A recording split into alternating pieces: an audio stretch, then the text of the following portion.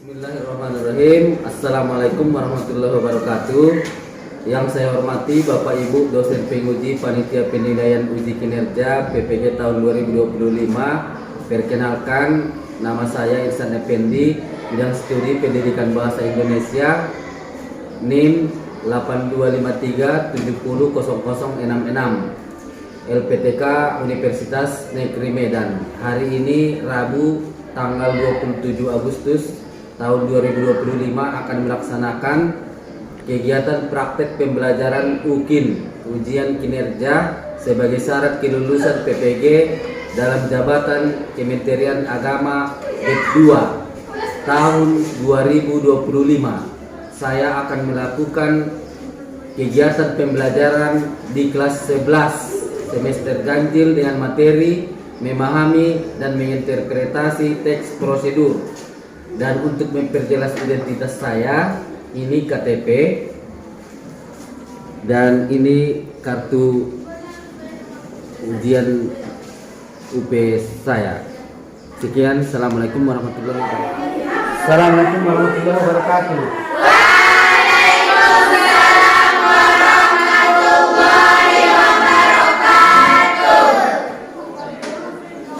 Bagaimana kabar Jenang? Masih semangat? Takbir dulu. Oke. Dengan tujuan kita hari ini dengan kawan-kawan yang lain, bagaimana laporan dari Jenang? Silakan dilaporkan. Ya, bagus, mantap, semangat anak-anakmu ya semua ya. Ya, untuk materi kita hari ini, sebelum kita mulai, kita memulai pembelajaran kita. Saya memohon dan belajar sama Allah, dipimpin oleh siapa yang memimpin doa hari ini. Silakan Nang. Bismillahirrahmanirrahim. Bismillahirrahmanirrahim. Allahumma inna nas'aluka. Allahumma inna nas'aluka. Ilman nafi'a. Ilman nafi'a. Wa qalban khashi'a. Wa qalban khashi'a.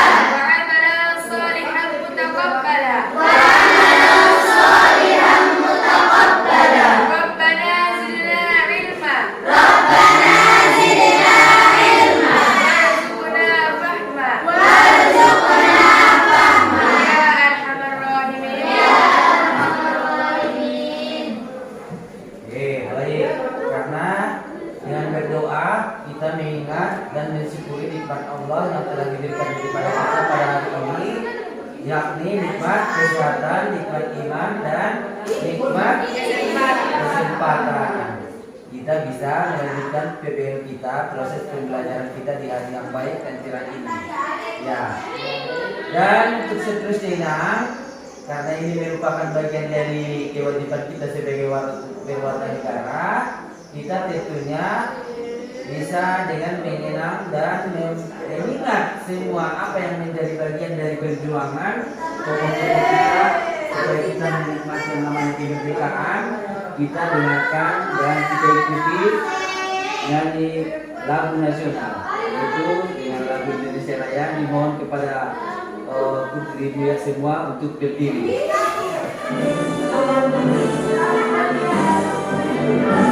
Indonesia tanah airku, tanah baraku. Di sanalah aku berdiri, jadi pandu ibuku. Indonesia bangsaku, bangsa dan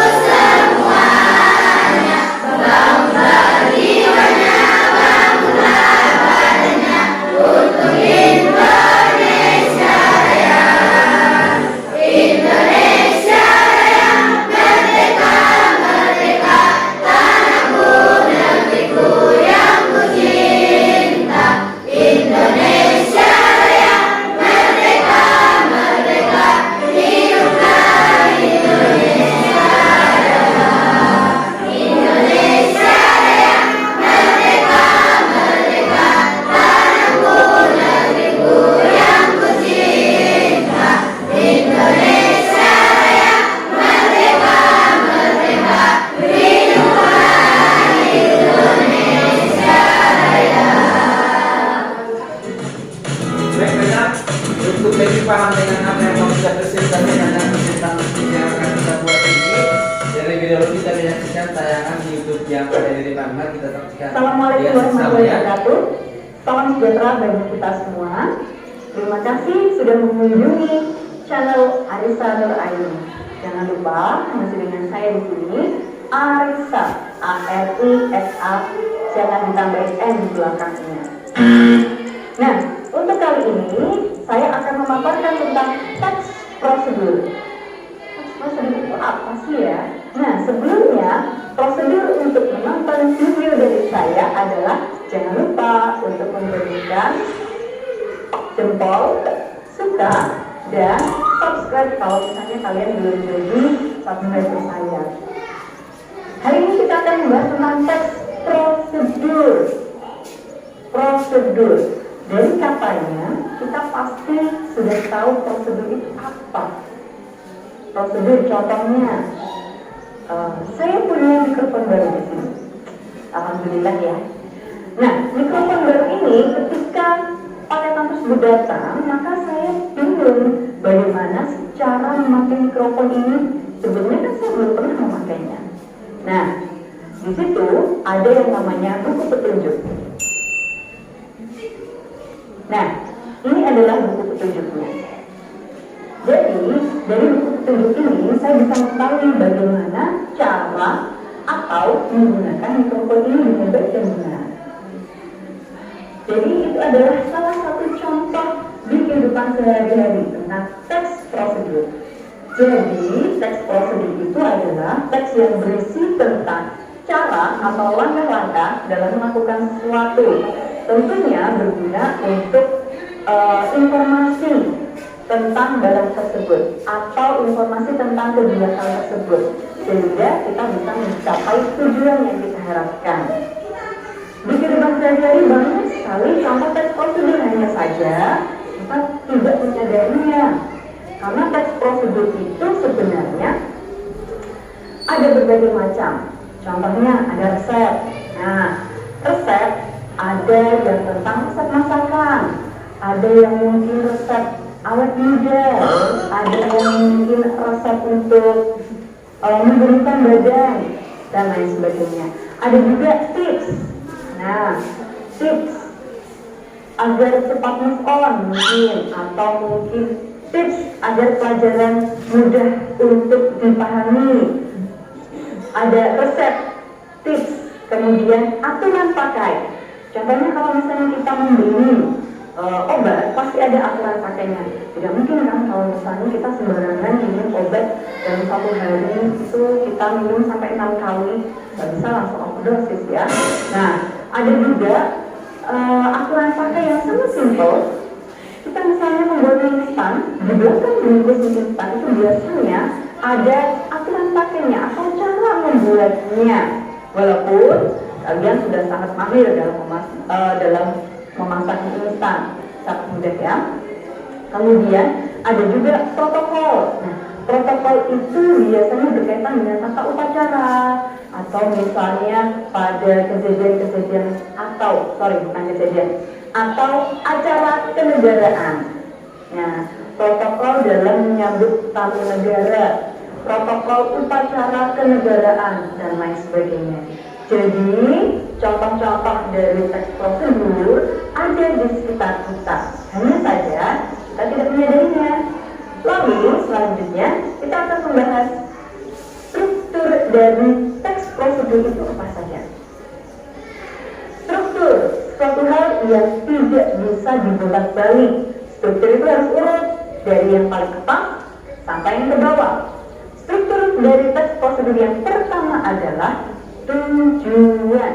Jadi di tujuan itu nanti berisi tentang seperti pembukaan, pendahuluan untuk menggiring pembaca atau pendengar atau pemirsa untuk masuk ke dalam teks tersebut. Kita akan membahas mengenai struktur teks prosedur. Tapi sebelumnya akan ditampilkan contoh teks prosedur. Tips dari psikolog dalam menghadapi new normal saat pandemi corona. Dari teks tersebut bisa dilihat bahwa sebelum masuk ke dalam inti sebuah teks prosedur pasti ada awalannya. Nama strukturnya yang di awal itu tadi namanya adalah struktur tujuan, karena berisi tentang apa sih yang ingin dicari dari teks prosedur itu. Judul dari contoh teks prosedur yang sudah saya siapkan, saya ambil dari laman Tirto ID dengan sedikit perubahan agar tidak terlalu panjang teksnya. Nah, jadi paragraf pertama adalah tentang tujuan. Kenapa paragraf pertama tujuan? Karena mengajak pembaca untuk masuk ke dalam teks tersebut. Dari tayangan video YouTube tadi bisa sekedar menambah wawasan ilmu pengetahuan yang sudah kita saksikan kan, dari kita saksikan. Nah, intinya kita harus melanjutkannya dengan tahapan presentasi diskusi. Dimulai dari kelompoknya yang pertama dari sini. Assalamualaikum warahmatullahi wabarakatuh. Waalaikumsalam warahmatullahi wabarakatuh. Kami dari kelompok Siti Khadijah yang diketuai oleh saya sendiri. Kami akan membacakan hasil presentasi kami. Hasil presentasi kami yang akan dibacakan sekretaris kami Armaidani, dipersilakan. Inilah hasil presentasi dari diskusi kami, di mana materi yang kami diskusikan mengenai struktur teks prosedur. Adapun struktur prosedur teks sebagai berikut. Yang pertama, tujuan atau judul.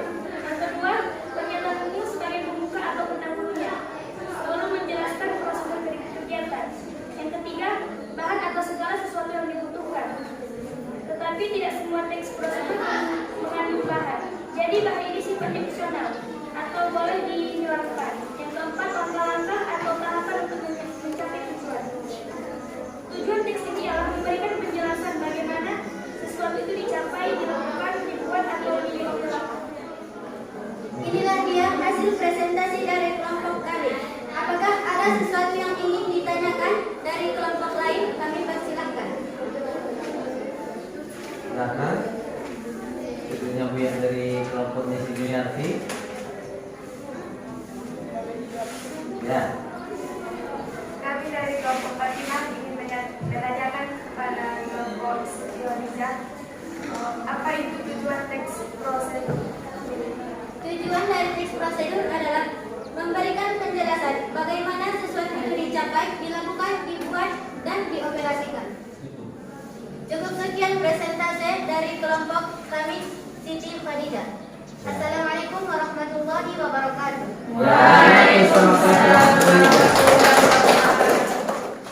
Kami dari kelompok Fatimah ingin mempresentasikan hasil diskusi kami yang disampaikan oleh sekretaris kami Juniarti. Inilah hasil diskusi kami tentang kata kerja. Kata kerja adalah kata yang pada umumnya disertai awalan verb, men, ter, dan sebagainya. Kata kerja biasanya terbagi menjadi kata kerja intransitif dari kata kerja transitif. Kata kerja intransitif ialah kata kerja yang dapat berdiri sendiri dengan maknanya yang lengkap. Contoh, ayat tidur, penyanyi itu menari. Kata kerja transitif ialah kata kerja yang harus disertai objek untuk membentuk kalimat yang lengkap. Objek yang menyertai kata kerja transitif selalu berupa kata kerja. Contoh, kakak membaca buku. Membaca kata kerja transitif, buku objek-objek benda. Sekian dari hasil kerja kelompok kami. Assalamualaikum warahmatullahi wabarakatuh. Waalaikumsalam. Silakan dari Dipersilakan kepada kelompok Siti Khadijah dan kelompok Aisyah yang ingin menyampaikan pertanyaannya, silahkan. Kami dari kelompok Siti Khadijah ingin menanyakan, apa perbedaan kata kerja intransitif dan transitif? Kata kerja intransitif ialah kata kerja yang dapat berdiri sendiri dengan maknanya yang lengkap. Sedangkan kata kerja transitif ialah kata kerja yang harus disertai objek untuk membentuk kalimat yang lengkap. Objek yang menyertai kata kerja transitif selalu berupa kata benda. Gimana Upi mengerti? Kami dari kelompok Aisyah ingin mempresentasikan hasil diskusi kami yang diketuai oleh saya sendiri, Nur Hasanah. Kami persilakan sekretaris yang membacakan hasil diskusi kami. Inilah hasil kami dari kelompok Aisyah ingin membacakan hasil presentasi kami. Judul dari presentasi kami ialah memahami dan menginterpretasi makna teks prosedur. Teks prosedur adalah jenis-jenis teks yang menggambarkan atau menjelaskan cara mencapai sesuatu melalui langkah-langkah atau tahapan yang dilakukan. Teks prosedur mengindikasikan rangkaian aktivitas, tugas-tugas, langkah-langkah, keputusan, perhitungan, dan proses-proses yang dijalankan melalui serangkaian pekerjaan yang menghasilkan suatu tujuan yang diinginkan, suatu produk atau sebuah akibat. Prosedur dapat diartikan juga sebagai instruksi atau resep serangkaian perintah yang menunjukkan sebagaimana menyiapkan atau membuat sesuatu. Cukup sekian dari kami dari kelompok Aisyah. Ada yang mau ditanyakan? Dari kelompok Siti Khadijah dan Fatimah. Silakan Nina. Kelompoknya si Fatimah duluan. Kami ingin bertanya kepada kelompok Aisyah, apa itu pengertian teks prosedur? Teks prosedur adalah jenis teks yang menggambarkan atau menjelaskan cara mencapai sesuatu melalui langkah-langkah atau tahapan yang diurutkan. Baik, berikutnya dari Putri Buya semua dari kelompok Aisyah, Siti Khadijah, dan kelompoknya Fatimah. Dirasa Buya antara satu kelompok yang satu dengan yang lainnya udah memahami dengan secara maksimal apa tujuan dari pembelajaran kita. Dibuat Buya kalian mempresentasikan hasil diskusinya sebagus ini.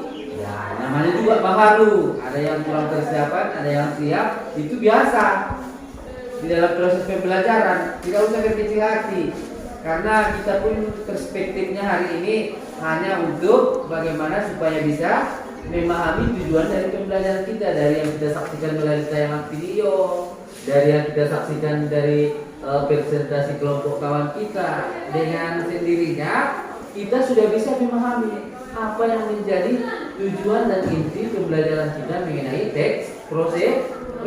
Dan begitu semua udah capek, ada baiknya kita buat sesi untuk ice breaking. Tahu ice breaking? Menghilangkan rasa jenuh di saat pembelajaran. Berdirilah dulu di pohon sama semua. Ikuti apa yang menjadi bagian dari gerakan yang dibuat sama Buya, supaya hilang rasa bosannya, kan? Angkat dulu tangan begini, ice breakingnya. Baru bikin 3 kali tepuk ke belakang, tepuk tuh apanya? Punggungnya di belakang, ya kan? Baru 3 kali di sini. Nah, baru udah begini, angkat ke atas. Udah jatuhkan ke bawah 1 kali. Baru bikin di pinggang. Nah, putar 3 kali. Nah, baru begini, ya. Udah hilang rasa penatnya itu kan? Baru agak ini kan dulu gini.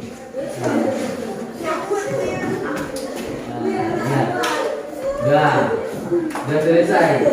Duduk kembali. Mulai skripsinya ya. Baru takbir dulu. Hari ini kita belajar cukup maksimal sekali kan. Dari itu kalau yang tadi kita sudah memahami apa tujuan pembelajaran kita, mungkin kita belum menengok contoh dari apa yang menjadi tujuan pembelajaran kita. Biar lebih paham, kita saksikan lagi tayangan video sebentar lagi, ya kan?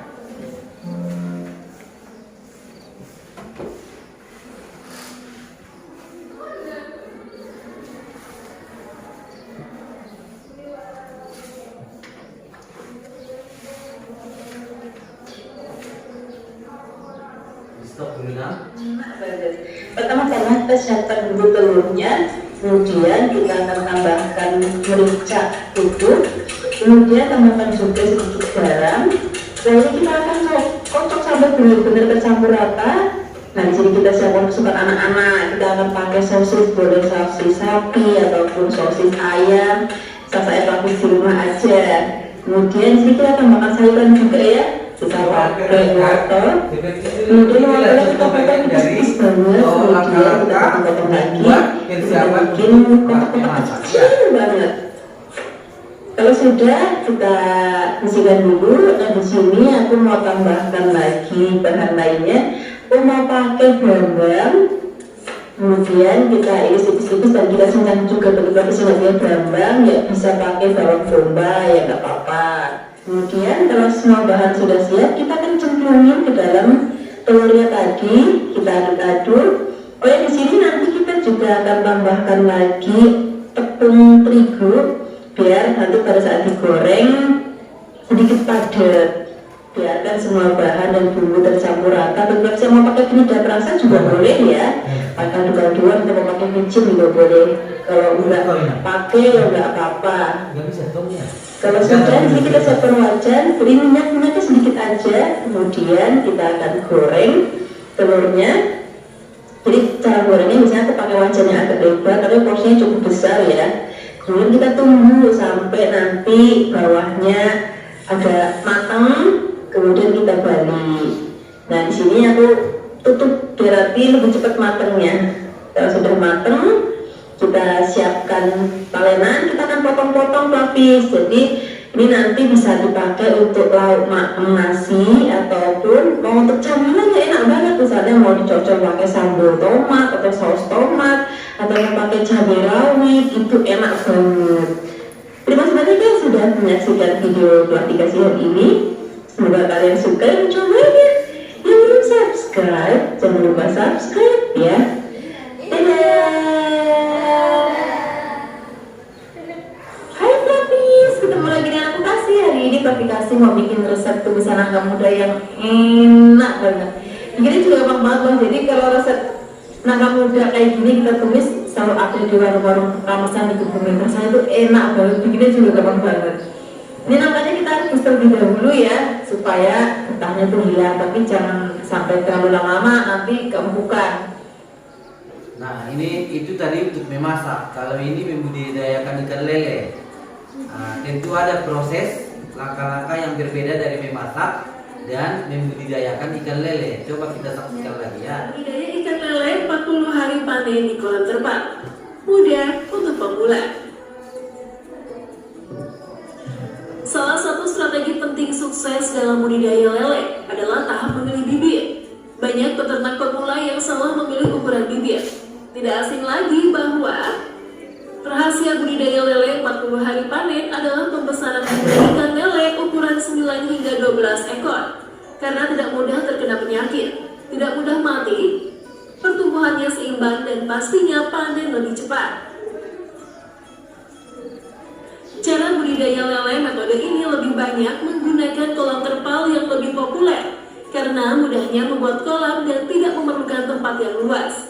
Di bawah ini adalah keuntungan menggunakan kolam terpal.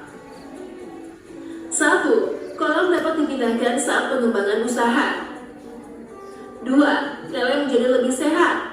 3. Memudahkan saat pemeliharaan dan kontrol baik pakan maupun penyakit. 4. Gampang mengamati kolam. 5. Mudah saat panen. 6. Modal awal menjadi relatif lebih kecil. 7. Mudah dalam mengatur air agar lele tetap sehat dan kolam tidak bau. 8. Tidak memerlukan lahan yang luas. Jumlah bibit yang ditebar dalam satu kolam. Menentukan jumlah bibit jangan padat dan jangan sedikit agar penggunaan kolam terpal bisa lebih maksimal. Untuk ukuran yaitu terpal dengan diameter 2 meter persegi, perbandingannya antara 3.000 sampai dengan 4.000 ekor. Persiapan alat dan bahan kolam terpal budidaya lele 40 hari panen. 1. Siapkan alat yang lain seperti lem atau ember. 2. Siapkan kerangka besi, batu bata, kayu atau yang lain. 3. Siapkan kolam terpal. 4. Siapkan tali, paku, serta kawat. Berikut penyebab kegagalan budidaya lele 40 hari hari panen. 1. Pengendalian hama dan penyakit. 2. Tidak adanya persiapan yang cukup. 3. Tidak memberikan pakan tambahan.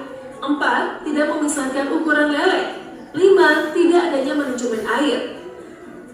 Seharusnya air yang dibuang hanya 2-3 cm yang berada di dasar kolam untuk membuang kotoran yang mengendap di dasar kolam.